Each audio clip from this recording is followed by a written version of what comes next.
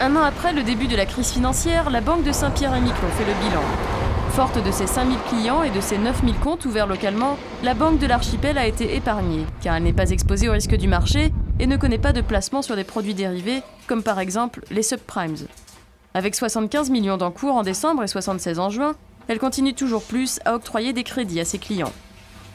On n'a pas vraiment eu de crise financière ici, comme on l'a pu la connaître dans d'autres pays en métropole. Nous vivons grâce, en bonne partie, grâce aux transferts qui sont faits depuis la métropole. Donc tant que ces transferts existeront, il n'y aura pas de problème avec l'économie locale. Il faudra simplement qu'il y ait des projets intéressants pour qu'on puisse les financer. Toutes banques confondues sur l'archipel, on observe une augmentation du crédit à la consommation des ménages. En revanche, les concours financiers aux entreprises ont diminué de 14% sur une année. En effet, les projets de construction comme celui de la nouvelle centrale EDF devraient permettre un maintien de l'activité. Même s'il y a un certain ralentissement, on va dire, dans l'économie locale depuis le début de l'année, on reste en termes de distribution de crédit à peu près au niveau équivalent à ceux qu'on a connus l'année dernière. Certains gros projets ont permis de maintenir cette activité, notamment le projet de l'hôpital.